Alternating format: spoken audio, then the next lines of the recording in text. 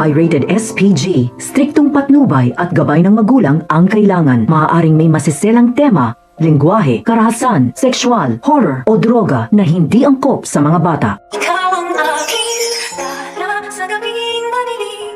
Ikaw ang bawat sana sa lahat ng hiling. Sagot sa aking. Magkakaroon na naman ang harapan itong si Moira at itong si Lynette. At dito naman na inaasar ni Lynette itong si Moira na hayaan na lamang daw na mag-enjoy itong si Moira at magbakasyon. Baka ito na daw ang huling araw ng kanyang kasiyahan.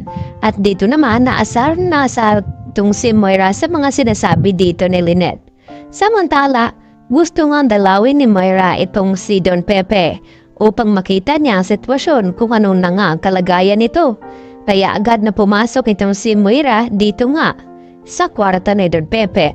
At ang sumunod naman ay ang kanya anak na si Zoe. At dito naman na sinasabi ni Moira at ibinobulong dito kay Don Pepe na namimiss niya daw itong matanda.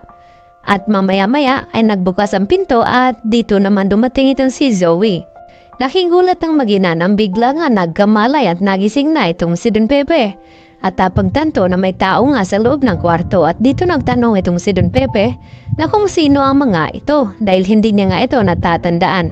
At dito naman nagulat itong si Zoe na hindi siya kinakilala ng kanyang lolo Pepe at ganoon din ng kanyang ina. Isa lamang ibig sabihin nito na may amnesia nga ngayon itong si Don Pepe. Samantala, tuwang-tuwa naman itong si Lynette na makakasama niya ang kanyang anak papuntang Japan.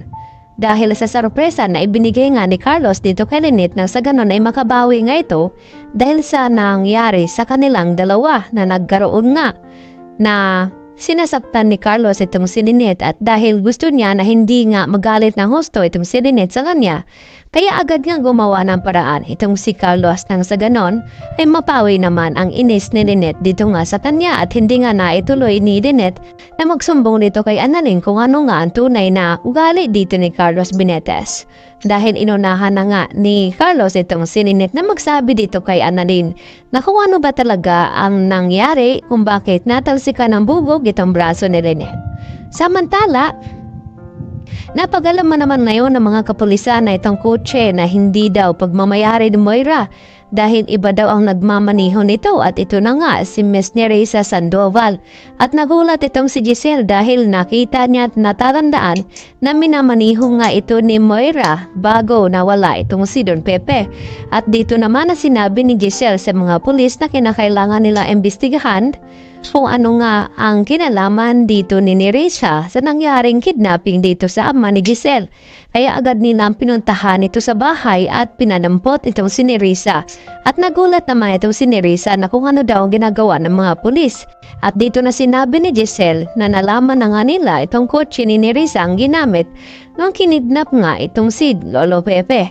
At dahil dito, nagpupumilit itong si Nereza na wala daw siyang kinalaman sa nangyaring kidnapping at hindi daw siyang nagmamaniho ng kotse na iyon sa araw ng kinidnap daw si Don Pepe.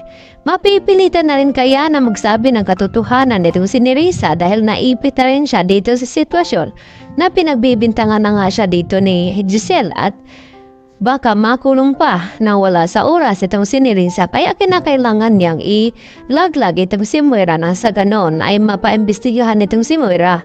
At tama nga ang kutob dito ni Giselle na may kinalaman talaga itong si Moira sa nangyaring kidnapping at baka nakipagsabuatan daw itong si Zoe sa kanyang ina.